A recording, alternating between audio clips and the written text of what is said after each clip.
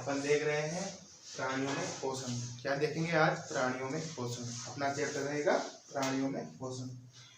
प्राणी किस प्रकार अपनी वृद्धि करते हैं और किस प्रकार अपनी गतिविधियों को परामर्श देते हैं, इसके बारे में जानेंगे आज। तो प्राणी किस प्रकार अपना भोजन ग्रहण करते हैं और उसका पाचन कैसे करते हैं और शरीर की वृद्धि किस प्रकार करते हैं, इसके बारे में जानेंगे आज। वैसे तो आप सभी लोग जानते हैं मानव किस प्रकार अपनी वृद्धि करते हैं और किस प्रकार से ऊर्जा प्राप्त करते हैं भोजन से। तो देखते हैं आगे। पोषण के विभिन्न चरण होते हैं। क्या दोस्तों? पोषण के विभिन्न चरण होते हैं। क्या? पोषण के विभिन्न चरण होते हैं। पोषण के विभिन्न चरण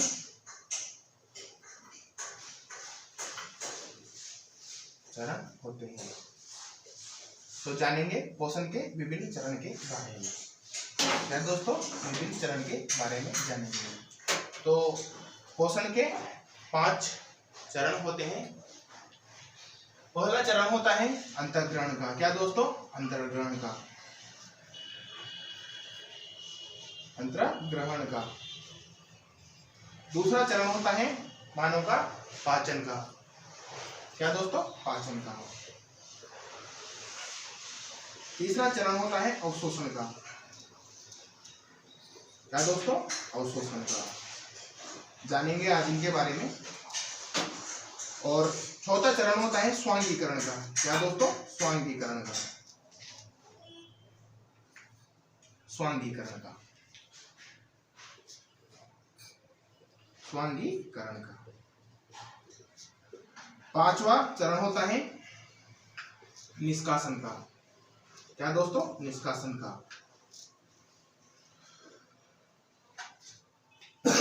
अंतर्ग्रहण का चरण क्या होता है? जब हम भोजन करते हैं। क्या दोस्तों? जब हम भोजन करते हैं और भोजन को क्षुद्रांत्र तक ले जाने तक अंतर्ग्रहण का कार्य होता है। क्या दोस्तों? क्षुद्रांत्र तक भोजन को ले जाने के का ही अंतर्ग्रहण का कार्य होता है। और पाचन के बारे में जानेंगे। दोस्तों मैं आप सभी को बता दूं, भोजन का पाचन क्षुद्रांत्र में ही होता है। क्या दोस्तों? भोजन का पाचन क्षुद्रांत्र में होता है। क्षुद्रांत्र का मतलब छोटी आंत। क्या दोस्तों? क्षुद्रांत्र का मतलब छोटी आंत।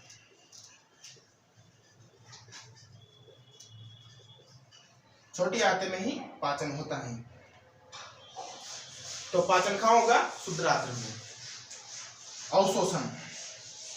अब जानेंगे अवशोषण के बारे में। अवशोषण क्या होता है दोस्तों? जब हम भोजन ग्रहण करते हैं। क्या दोस्तों? जब हम भोजन ग्रहण करते हैं, भोजन क्षुद्रांत्र में आता है। भोजन क्षुद्रांत्र में आता है। तो जब भोजन का पाचन हो जाने के बाद, क्या दोस्तों? भोजन का पाचन हो जाने के बाद पचित भोज्य पदार्थ रक्त में अवशोषित हो जाते हैं। क्या दोस्तों? रक्त में अवशोषित हो जाते हैं। रक्त के द्वारा अवशोषित कर लिए जाते हैं। उसे ही अवशोषण कहते हैं। स्वांगीकरण। क्या दोस्तों? स्वांगीकरण के बारे में जानेंगे। स्वांगीकरण क्या होता है दोस्तों? जब भोजन क्षुद्रांत्र में आया, क्षुद्रांत्र में आने के बाद भोजन का पाचन हुआ। पाचन होने के बाद अवशोषण हुआ। क्या दोस्तों? भोजन का अवशोषण हुआ। भोजन का अवशोषण होने के बाद रक्त के द्वारा पचित भोज्य पदार्थ को, क्या दोस्तों? पचित भोज्य पदार्थ को विभिन्न अंगों तक, शरीर के विभिन्न अंगों तक पहुंचाने का कार्य कौन करता है? रक्त। रक्त पचित भोज्य पदार्थों को सभी अंगों तक पहुंचाएगा। उसी को ही स्वांगीकरण कहते हैं। क्या दोस्तों? स्वांगीकरण कहते हैं। पचित भोज्य पदार्थ पहुंचाने के बाद हमारे अंग, शरीर के अंग उस पचित भोज्य पदार्थों का जटिल पदार्थों में परिवर्तित करते हैं तथा उनसे कई पदार्थ बनाते हैं। उसे ही स्वांगीकरण कहते हैं। क्या दोस्तों? स्वांगीकरण हो गया। यहाँ तक ठीक है दोस्तों। अब चलते हैं आगे नेक्स्ट निष्कासन पर। क्या दोस्तों, निष्कासन क्या होता है? जब अपचित भोज्य पदार्थ, क्या दोस्तों, जब हम भोजन ग्रहण करते हैं तो पूरे भोजन का पाचन नहीं हो पाता। क्या दोस्तों, पूरे भोजन का पाचन नहीं हो पाता। कुछ ऐसे जटिल पदार्थ भी होते हैं जिनका पाचन नहीं हो पाता।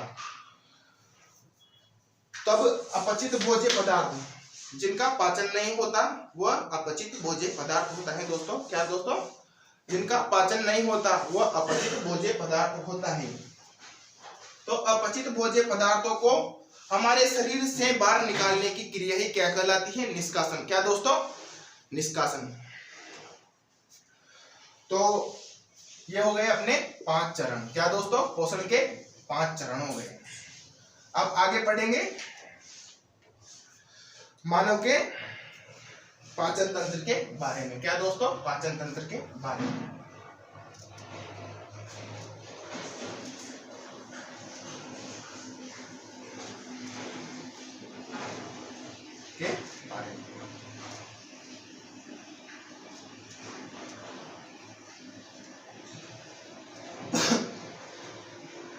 मानव के पाचन तंत्र के 2 भाग होते हैं। क्या दोस्तों, 2 भाग होते हैं। तो पहला भाग होता है आहार नाल। क्या दोस्तों, आहार नाल। आहार नाल। क्या दोस्तों, आहार नाल। आहार नाल के भी 6 भाग होते हैं। क्या दोस्तों, आहार नाल के 6 भाग होते हैं। तो मैं बताता हूं आपको आहार नाल के भाग के बारे में। पहला भाग होता है इसका मुख एवं मुख गुहिका। क्या दोस्तों, मुख एवं मुख गुहिका। दूसरा होता है इसका भोजन नली। क्या दोस्तों, भोजन नली एवं गर्सिका। क्या दोस्तों, गर्सिका। तीसरा भाग होता है इसका आमाशय। क्या दोस्तों, आमाशय। चौथा भाग होता है इसका शुद्रात्र का। शुद्रात्र का। 5वां भाग होता है, इसे छोटी आंत भी कहते हैं। क्या दोस्तों, शुद्रात्र को छोटी आंत। 5वां भाग होता है इसका बृहद आंत्र का। बृहद आंत्र का, बहुत का। इसे बड़ी आंत कहते हैं। क्या दोस्तों, बड़ी आंत।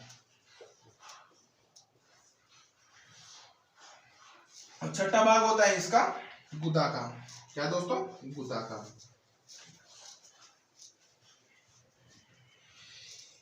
इन आहार नाल के 6 भागों के बारे में जानेंगे आज। और इसका मानव के पाचन के दूसरे भाग के बारे में बात करते हैं। दूसरा भाग होता है इसका पाचन ग्रंथियों का। पाचन ग्रंथियों का। क्या दोस्तों, पाचन ग्रंथियों का। तो पाचन ग्रंथियां कौन कौन सी होती है इनके बारे में जानेंगे। पहली है लार ग्रंथि। क्या दोस्तों, लार।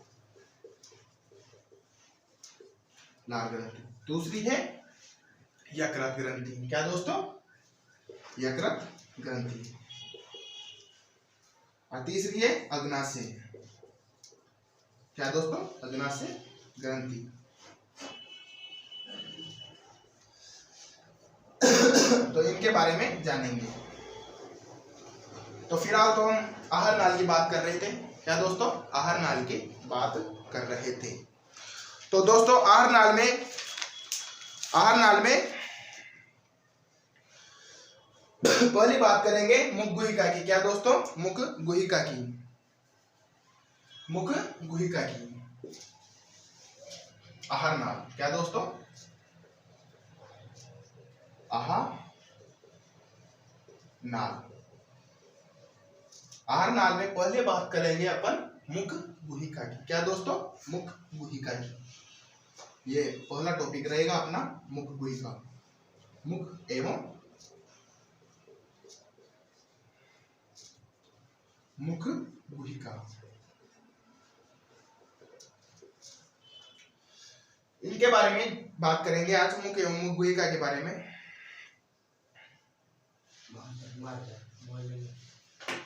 मुख गुहिका के बारे में बात करेंगे अपन। तो मुख गुहिका के 3 भाग होते हैं। क्या दोस्तों? मुख गुहिका के 3 भाग होते हैं, तो इनके बारे में जानेंगे। मुख गुहिका के 3 भाग होते हैं। क्या दोस्तों? 3 भाग होते हैं। इसके 3 भाग होते हैं। कौन कौन से भाग होते हैं उनके बारे में बात करेंगे। मुख गुहिका के पहले भाग के बारे में, तो इसका पहला भाग होता है दांत। क्या दोस्तों? दांत।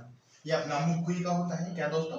ये मुख होता है, मुख, यही इसे मुख गुहिका कहते हैं। क्या दोस्तों? मुख गुहिका कहते हैं। दूसरा भाग होता है जीभ का। क्या दोस्तों?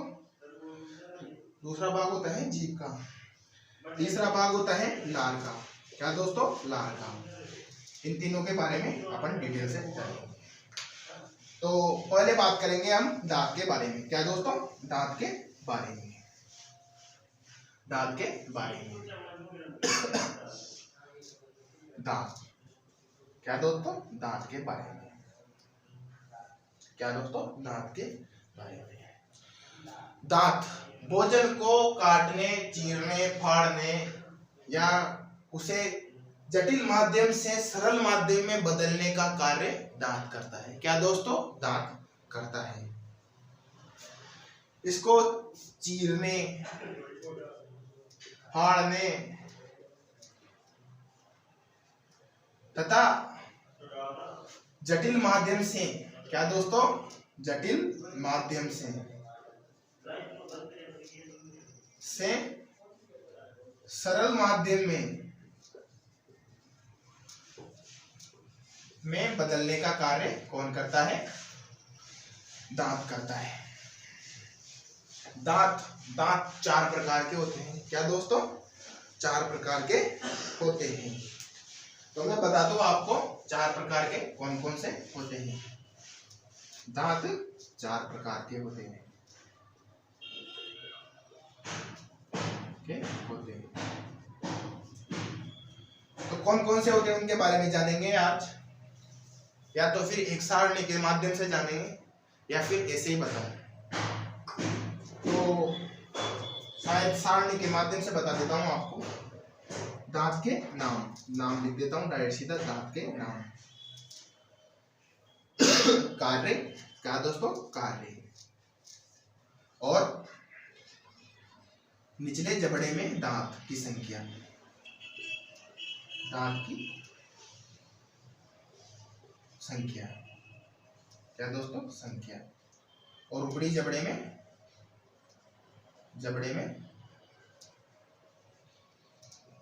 दांत की संख्या, योग। क्या दोस्तों? इनका योग। मैं नाम लिख देता हूं पहले। कृंतक। क्या दोस्तों? कृंतक। दूसरा होता है रदनक। तीसरा होता है अग्रचौर्णक। क्या दोस्तों? अग्रचौर्णक। चौथा होता है चौर्णक। क्या दोस्तों? चौर्णक।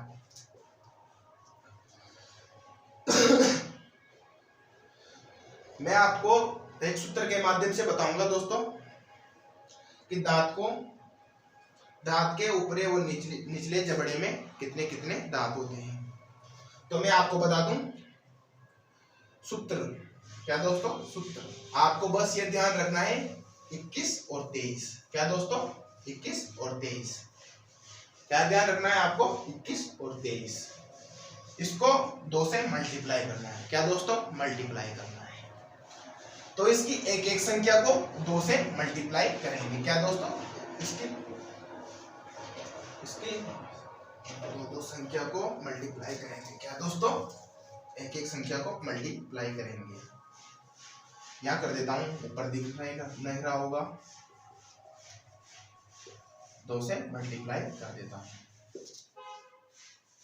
21 23 को 2 से मल्टीप्लाई करता हूं। इसकी एक एक संख्या को हम मल्टीप्लाई करेंगे 2 से। तो 2 को मल्टीप्लाई करते हैं तो क्या आता है? 4। क्या दोस्तों? 4। और 2 को 1 से मल्टीप्लाई करेंगे तो कितना आएगा? 2। क्या दोस्तों? 2। और 2 को 2 से मल्टीप्लाई करेंगे तो क्या आएगा? 4। क्या दोस्तों? 4। और 2 को 3 से मल्टीप्लाई करेंगे तो 6। क्या दोस्तों? 6। यह तो हो गई ऊपरी या निचली जबड़े की, मतलब ऊपर और नीचे दोनों में समान समान दांत होते हैं। क्या दोस्तों? समान दांत होते हैं। तो इसका दुगुना करेंगे तो 2 गुना करेंगे तो 8। क्या दोस्तों? इसका 2 गुना करेंगे तो 8 और इसका 2 गुना करेंगे तो 4। क्या दोस्तों? 4। इसका 2 गुना करेंगे तो 8, इसका 2 गुना करेंगे तो 12। तो लिखते हैं अब, ये तो हो गए अपने दांतों की संख्या, ऊपरी और निचली जबड़े की तो ये हो गई, और ये ऊपरी जबड़े की या निचली जबड़े की, दोनों में से कोई से भी मान लो आप। तो इनके कार्य लिखते हैं। कृंतक क्या करता है? काटने का कार्य। भोजन को काटने का कार्य कौन करेगा? कृंतक। क्या दोस्तों? काटने का कार्य। अब रत्नक की बात करते हैं। पहले कार्य लिख लेते हैं, फिर इसके बाद इसके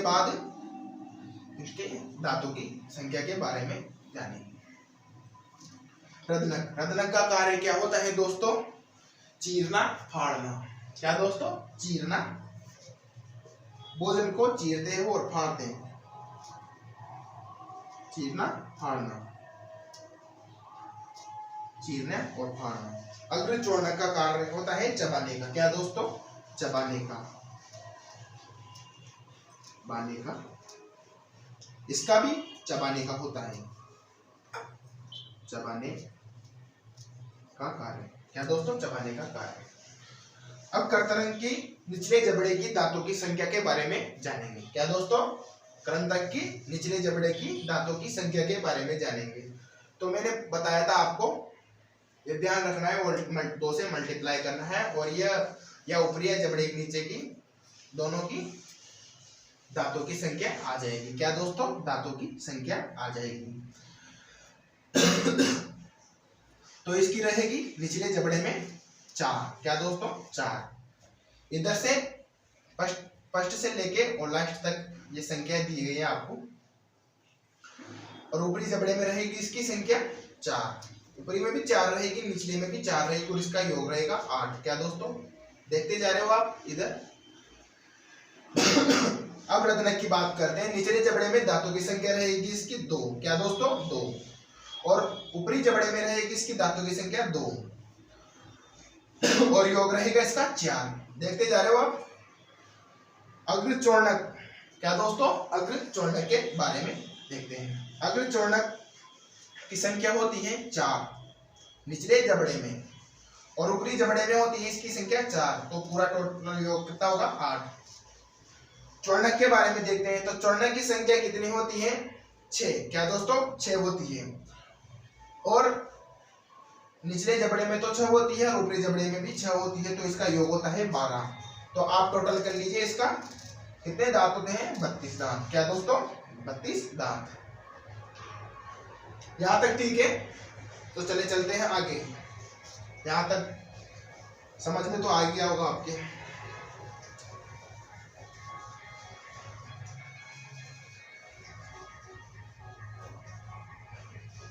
बात करते हैं बारे में। क्या दोस्तों? दूध के दांत एवं स्थायी दांत। क्या दोस्तों? स्थायी दांत के बारे में, स्थायी दांत के बारे में बात करेंगे। तो पहले पढ़ेंगे हम दूध के दांत के बारे में। क्या दोस्तों? दूध के दांत के बारे में। दूध के दांत जन्म के बाद। क्या दोस्तों? जन्म के बाद पहली बार जो दांत आते हैं उसे ही दूध के दांत कहते हैं। क्या दोस्तों? जन्म के बाद पहली बार जो दांत आते हैं उसे ही दूध के दांत कहते हैं। यह दांत 8 से 9 वर्ष के बाद टूटना स्टार्ट हो जाते हैं। क्या दोस्तों? टूटना स्टार्ट हो जाते हैं, गिरना स्टार्ट हो जाते हैं।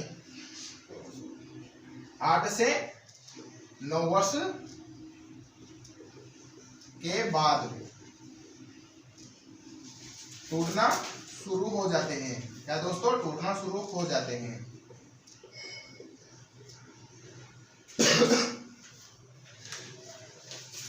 अब पढ़ते हैं स्थायी दांत के बारे में। यहां तक ठीक है दोस्तों। स्थायी दांत के बारे में, स्थायी दांत क्या होते हैं? दूध के दांत के बाद, क्या दोस्तों? दूध के दांत के बाद, दूध के दांत जब टूट जाते हैं उसके बाद जो दांत आते हैं उसे ही स्थायी दांत कहते हैं। क्या दोस्तों? स्थायी दांत कहते हैं। स्थायी दांत कहते हैं। यह दांत स्वस्थ व्यक्ति में, क्या दोस्तों? यह दांत स्वस्थ व्यक्ति में वृद्धावस्था तक रहते हैं। क्या दोस्तों? वृद्धावस्था तक रहते हैं। वृद्धावस्था में यह दांत प्राय वापिस टूटने लग जाते हैं। क्या दोस्तों? वृद्धावस्था में यह दांत प्राय वापिस टूटने लग जाते हैं। क्या दोस्तों? वृद्धावस्था में ये दांत प्राय वापिस टूट जाते हैं। तो अपना दांत हो गया आज कंप्लीट। अब इसके बाद बात करेंगे लार के बारे में। क्या दोस्तों? लार के बारे में, लार के बारे में। लार अपना सेकंड टॉपिक रहेगा, लार। लार, लार क्या होती है दोस्तों? लार मुख द्वारा लार ग्रंथियों का स्त्राव होता है। क्या दोस्तों? हमारे मुख द्वारा लार ग्रंथियों का स्त्राव होता है। मुख द्वारा लार ग्रंथियों का स्त्राव होता है। क्या दोस्तों? हमारे मुख द्वारा लार ग्रंथियों का स्त्राव होता है तथा यह हमारे शरीर में लार का स्त्राव करती है। क्या दोस्तों? यह ग्रंथि हमारे शरीर में लार का स्त्राव करती है। लार का स्त्राव करती है। क्या दोस्तों? लार का स्त्राव करती है, जिसे लार ग्रंथि कहते हैं। लार का कार्य, क्या दोस्तों? लार का कार्य भोजन में उपस्थित, क्या दोस्तों? कार्य क्या होता है लार का? कार्य भोजन में उपस्थित स्टार्च को, क्या दोस्तों?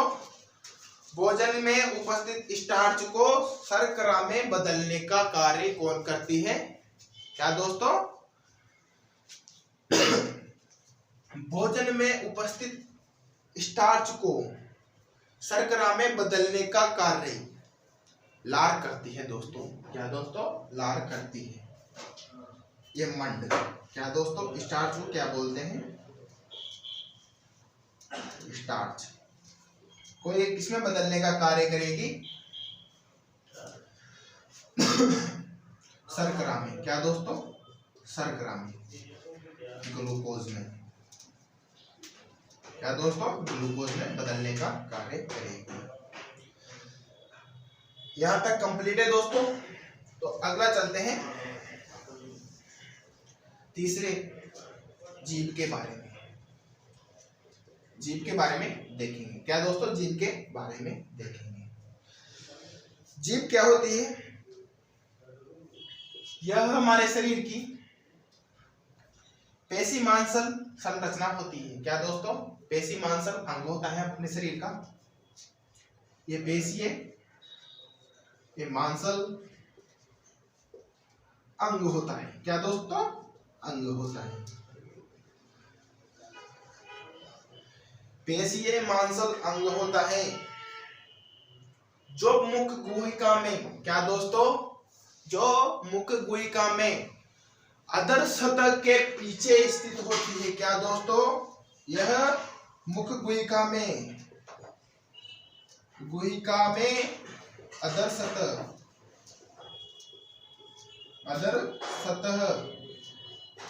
के पीछे स्थित होती है। क्या दोस्तों? अधर सतह के पीछे स्थित होती है।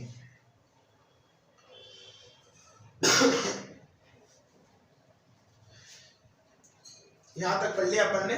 अब इसके आगे पढ़ेंगे जीभ का आगे वाला सिरा, क्या दोस्तों, जीभ का अग्रसिरा स्वतंत्र होता है। क्या दोस्तों, जीभ का अग्रसिरा क्या होता है, स्वतंत्र होता है, स्वतंत्र होता है। यह किसी भी दिशा में घूम सकता है। क्या दोस्तों, किसी भी दिशा में घूम सकता है। यहाँ तक ठीक है। तो जीभ के कार्य के बारे में पढ़ेंगे। क्या दोस्तों, कार्य के बारे में, जीभ का कार्य, जीभ का कार्य।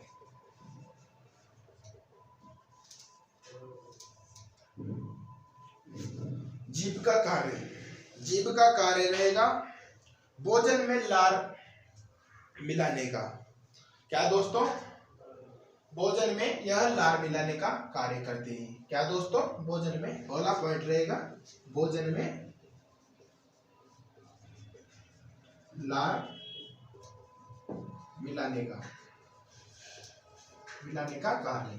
क्या दोस्तों, भोजन में लार मिलाने का कार्य। दूसरा रहेगा भोजन निगलने में सहायक होती है। क्या दोस्तों, भोजन को निगलने में सहायता करती है, भोजन को निगलने में सहायता करती है, ठीक है दोस्तों। तथा यह बोलने में, हमारे बोलने में सहायता करती है। क्या दोस्तों, बोलने में,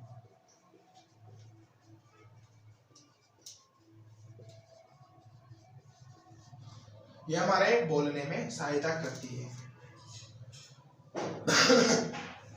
तथा इसकी सतह पर स्वाद कलिकाएं पाई जाती है, स्वाद कलिकाएं पाई जाती है। क्या दोस्तों, स्वाद कलिकाएं पाई जाती है। यह हमें 4 प्रकार के स्वाद के बारे में ज्ञान देती है। क्या दोस्तों, यह 4 प्रकार के स्वाद के बारे में हमें बताती है।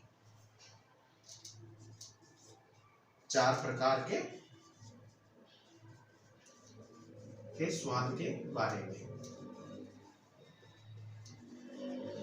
तो 4 प्रकार के स्वाद कौन कौन से, उनके बारे में जानेंगे। नमकीन, पहला है नमकीन, मुंह में पानी आ गया। मीठा और खट्टा, चौथा रहेगा कड़वा। यह इन चारों स्वाद के बारे में हमें बताती है। क्या दोस्तों, चारों स्वाद के बारे में हमें बताती है। तो हमारा ये जीभ भी कंप्लीट हो गया। क्या दोस्तों, जीभ भी कंप्लीट हो गया। अब चलते हैं आगे। क्या दोस्तों, चलते हैं आगे भोजन नली के बारे में। क्या दोस्तों, आगे पढ़ेंगे भोजन नली के बारे में, गर्सिका के बारे में। तो आप इस डायग्राम में देख रहे हो, क्या दोस्तों, इस डायग्राम में देख रहे हो, जो ये नली है इसे ही भोजन नली कहा जाता है। क्या दोस्तों, भोजन नली। क्या दोस्तों, भोजन नली या गर्सिका। तो गर्सिका में देखेंगे हम कि भोजन किस प्रकार से इस नली में आता है और इस नली से कहाँ पहुंचता है। तो दोस्तों मैं बताता हूं आपको कि यह एक भित्ति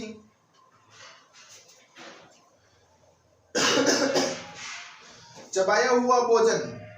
क्या दोस्तों, चबाया हुआ भोजन एक लंबी सक्रिय नलिका में जाता है। क्या दोस्तों, लंबी सक्रिय नलिका में जाता है, उसे भोजन नली कहते हैं। क्या दोस्तों, उसे भोजन नली कहते हैं। भोजन नली की भित्ति, क्या दोस्तों, इसकी भित्ति, भोजन नली की भित्ति, भोजन नली की भित्ति संकुचन करती है। क्या दोस्तों, भोजन नली की भित्ति संकुचन करती है, जिससे जिससे भोजन नीचे की ओर आता है। क्या दोस्तों? नली से नीचे की ओर आता है या सरकता है, नीचे की ओर सरकता है। आप देख रहे होंगे यहाँ पे ये भोजन, क्या दोस्तों? ये भोजन, यह भित्ति संकुचन करेगी। क्या दोस्तों? संकुचन करेगी। इस नली की भित्ति संकुचन करेगी ऐसे, जिससे भोजन नीचे की ओर सरकता है। क्या दोस्तों? सरकता है। क्या दोस्तों? नीचे की ओर सरकता है और यह भोजन आमाशय में आ जाता है। क्या दोस्तों? यह भोजन आमाशय में आ जाता है। आमाशय से खाए हुए भोजन, क्या दोस्तों? आमाशय से खाए हुए भोजन को स्वीकार नहीं कर पाता। कभी कभी ऐसा होता है कि कुछ जटिल पदार्थ या कुछ अचानक ऐसी चीजें खा लेते हैं जिसके कारण से आमाशय उसको स्वीकार नहीं कर पाता। क्या दोस्तों? स्वीकार नहीं कर पाता, जिससे आमाशय, क्या दोस्तों? आमाशय, ये वाला आमाशय भोजन को स्वीकार नहीं करता, जिसके कारण से यह वमन के माध्यम से, क्या दोस्तों? वमन के माध्यम से क्या होता है? वमन होता है उल्टी। क्या दोस्तों? वमन होता है उल्टी। यह उल्टी के माध्यम से पूरे भोजन को बाहर निकाल देता है और हमारे शरीर से भी बाहर निकाल देता है। यहां तक कंप्लीट है दोस्तों। तो चलते हैं अपन आमाशय के बारे में पढ़ेंगे। क्या दोस्तों? आमाशय के बारे में। मोटी भित्ति वाली एक थैलेनुमा संरचना है। क्या दोस्तों? आमाशय मोटी भित्ति युक्त एक थैलेनुमा संरचना है। क्या दोस्तों? मोटी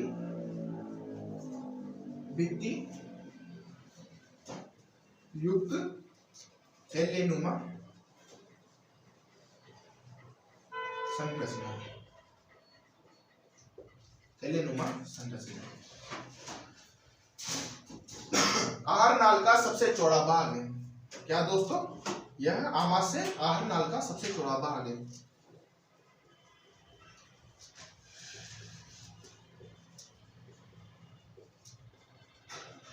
सबसे चौड़ा भाग है।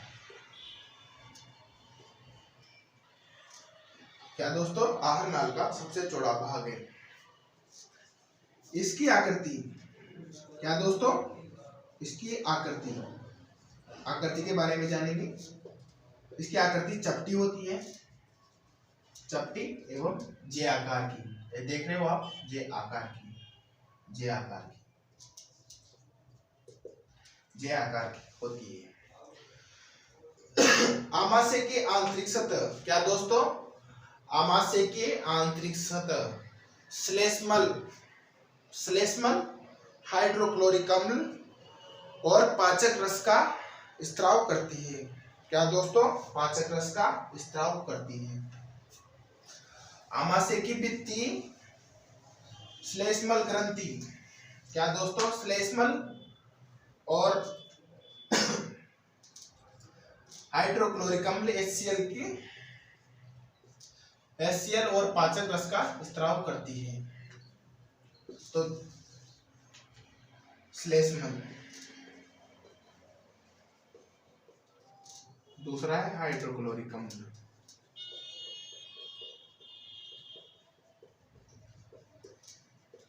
क्या दोस्तों? हाइड्रोक्लोरिक अम्ल HCl। और तीसरा है पाचक रस का। तीनों के बारे में जानेंगे हम। हाइड्रोक्लोरिक अम्ल, हाइड्रोक्लोरिक अम्ल, यह अम्ल भोजन करने के बाद, क्या दोस्तों? यह अम्ल भोजन करने के बाद जिसमें उपस्थित जीवाणु, भोजन में उपस्थित जीवाणु को नष्ट करने का कार्य कौन करेगा?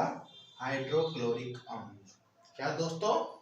भोजन में उपस्थित जीवाणु को नष्ट करने का कार्य कौन करेगा? हाइड्रोक्लोरिक अम्ल। हाइड्रोक्लोरिक अम्ल। हाइड्रोक्लोरिक अम्ल।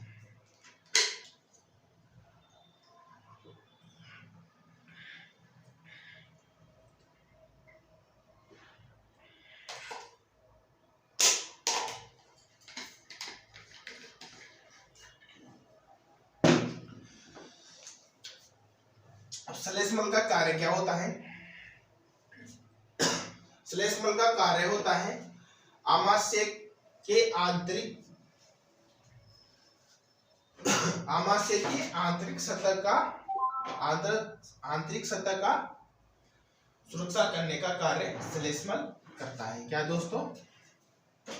आमाशय की आंतरिक सतह का सुरक्षा करने का कार्य कौन करेगा? श्लेष्मल।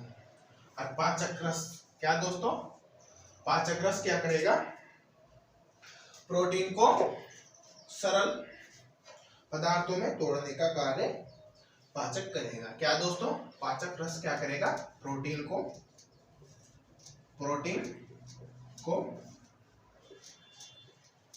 सरल पदार्थ में बदलने का कार्य कौन करेगा? पाचक। क्या दोस्तों? पाचक करेगा। यहां तक ठीक है दोस्तों? आमाशय पढ़ लिया अपन ने। अब चौथा चलेगा क्षुद्रांत्र। क्या दोस्तों? क्षुद्रांत्र।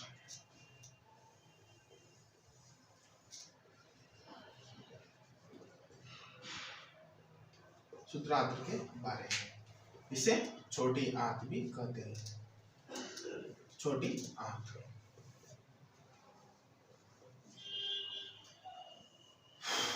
छोटी आंत। तो आप देख रहे हैं छोटी आंत। छोटी आंत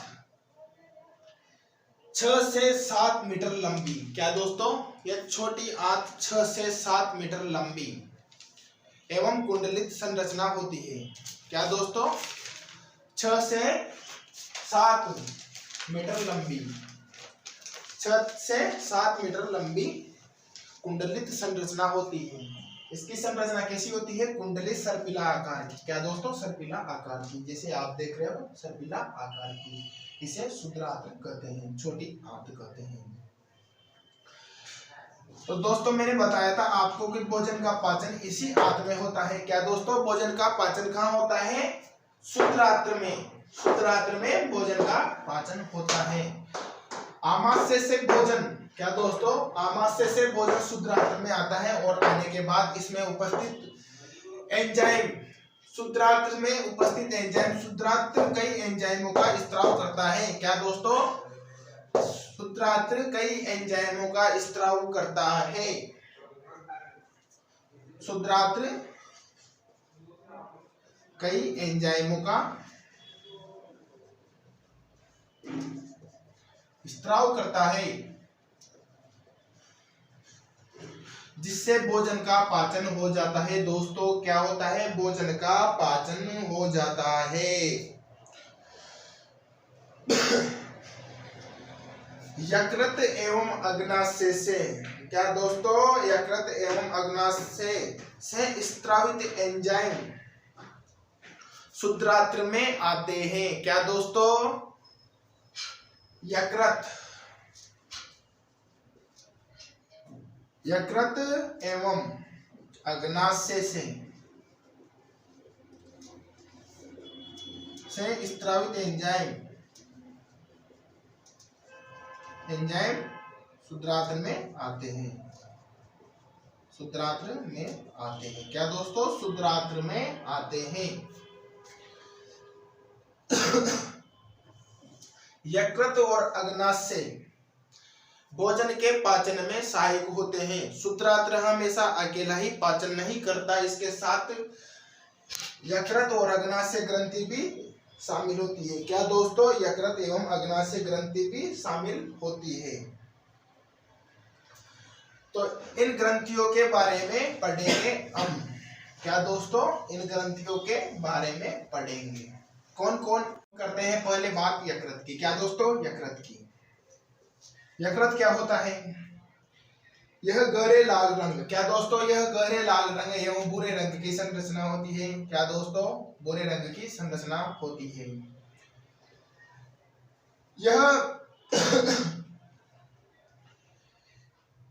यह शरीर की सबसे बड़ी ग्रंथि होती है। क्या दोस्तों? यह शरीर की सबसे बड़ी ग्रंथि होती है।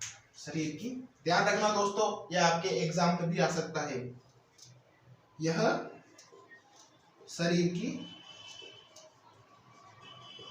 सबसे बड़ी ग्रंथि होती है। क्या दोस्तों? यह शरीर की सबसे बड़ी ग्रंथि होती है। यकृत क्या करता है दोस्तों? यकृत एक रस का स्त्राव करता है जिसे पित्तरस कहा जाता है। क्या दोस्तों? पित्तरस कहा जाता है। इस पित्तरस का स्त्राव, क्या दोस्तों, इस पित्तरस का स्त्राव यकृत करता है। पित्ताशय में इस पित्तरस को, क्या दोस्तों, पित्ताशय में इस पित्तरस को संग्रहित किया जाता है। क्या दोस्तों? यकृत पित्तरस का स्त्राव करता है। क्या दोस्तों? पित्तरस का स्त्राव करता है। इसको संग्रहित किसमें किया जाता है? पित्ताशय में। क्या दोस्तों? पित्ताशय में। पित्ताशय, यहाँ पर एक पित्ताशय होता है। क्या दोस्तों? पित्ताशय, ये पित्ताशय, इसे पित्ताशय कहते हैं। इसमें संग्रहित किया जाता है पित्तरस को। क्या दोस्तों? पित्ताशय में संग्रहित किया जाता है पित्तरस को। एक पित्तरस का क्या कार्य क्या होता है? क्या दोस्तों? पित्तरस का कार्य क्या होता है? वसा का पाचन करना। क्या दोस्तों? पित्तरस का कार्य होता है वसा का पाचन करना। वसा का पाचन करना। वसा का पाचन करना। तो अगली बात करेंगे हम अग्नाशय की। क्या दोस्तों? अग्नाशय की बात करेंगे।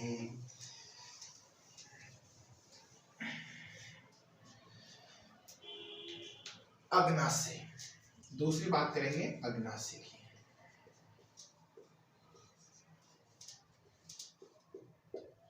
अग्नाशय की बात करते हैं। अग्नाशय दोस्तों, अग्नाशय यह एक पीले रंग की संरचना होती है। पीले रंग की संरचना, यह कहां पे स्थित होती है? आमाशय के ठीक नीचे। क्या दोस्तों? आमाशय के ठीक नीचे, ये आमाशय के ठीक नीचे स्थित होती है। क्या दोस्तों? ये आमाशय के ठीक नीचे स्थित होती है। अग्नाशय एवं, क्या दोस्तों, अग्नाशय रस कार्बोहाइड्रेट प्रोटीन को सरल अणु में बदलने का कार्य करता है। क्या दोस्तों? कार्बोहाइड्रेट और प्रोटीन को सरल पदार्थ या अणु में बदलने का कार्य करता है। अग्नाशय सरल पदार्थ में बदलने का कार्य करता है।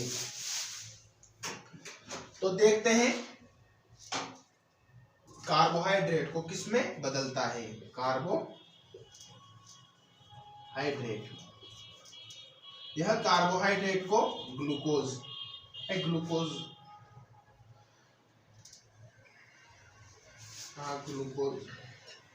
ग्लूकोज में बदलने का कार्य करता है। क्या दोस्तों? ग्लूकोज में बदलने का कार्य करता है। शर्करा या ग्लूकोज में बदलने का कार्य करता है। इसके बाद यह वसा का पाचन करके, यह दो चीजों में बदलता है दोस्तों। वसा का पाचन करके वसा अम्ल में और ग्लिसरॉल में। क्या दोस्तों? वसा का पाचन करके यह वसा अम्ल तथा ग्लिसरॉल में बदलता है। वसा अम्ल एवं ग्लिसरॉल, क्या दोस्तों? ग्लिसरॉल में बदलता है। और प्रोटीन का पाचन करके, क्या दोस्तों, प्रोटीन का पाचन करके, यह प्रोटीन का पाचन करके अमीनो अम्ल में बदलता है, अमीनो अम्ल में बदलता है, क्या दोस्तों, अमीनो अम्ल में बदलता है। तो ये हो गया अपना अग्नाशय, क्या दोस्तों, अग्नाशय अपना कंप्लीट हो गया। अब चलेंगे चरणों में, क्या दोस्तों, अपने चरणों में, जो मैंने पहले बताए थे। अभी तो अंतःग्रहण का चरण हुआ है, क्या दोस्तों, अंतःग्रहण का पहला चरण हुआ है अभी तो। अब दूसरे चरण के बारे में देखते हैं, क्या दोस्तों, दूसरे चरण के बारे में देखते हैं, पाचन, क्या दोस्तों, पाचन। दूसरा चरण क्या था अपना, पाचन। पाचन क्या होता है दोस्तों, जटिल खाद्य पदार्थों को, क्या दोस्तों, जटिल खाद्य पदार्थों को सरल खाद्य पदार्थों में बदलने की क्रिया ही, क्या दोस्तों, जटिल खाद्य पदार्थों को, खाद्य पदार्थों को सरल खाद्य पदार्थों में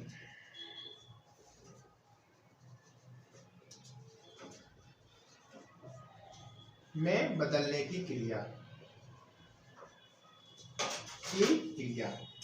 क्या कहलाती है, पाचन कहलाती है, क्या दोस्तों, पाचन कहलाती है। तो पाचन हो गया अपना।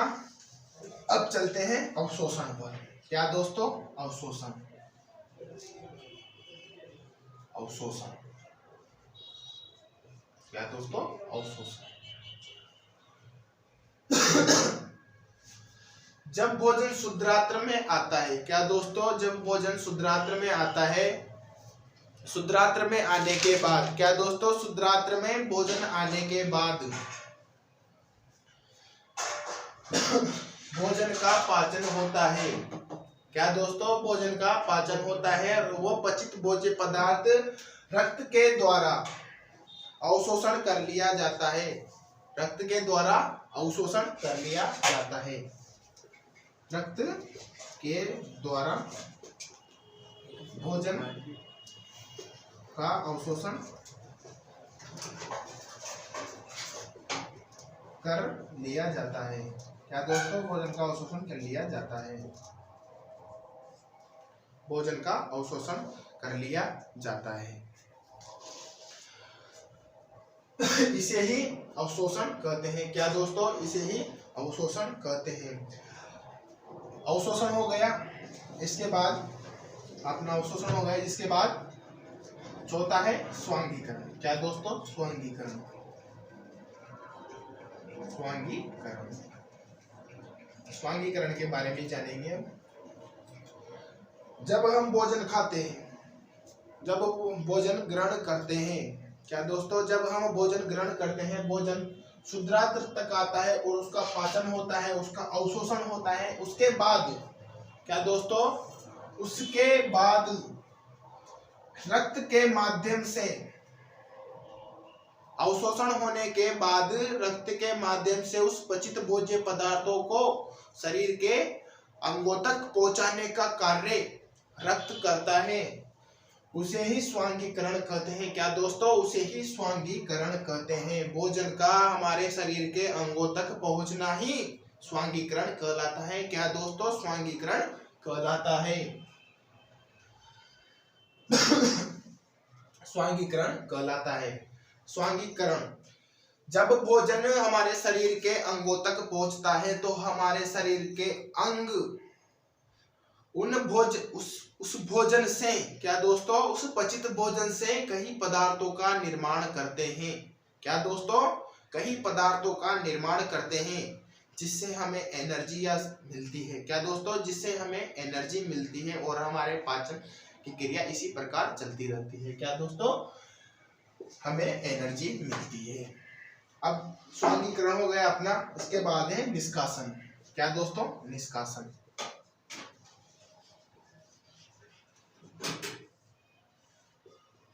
क्या दोस्तों, निष्कासन।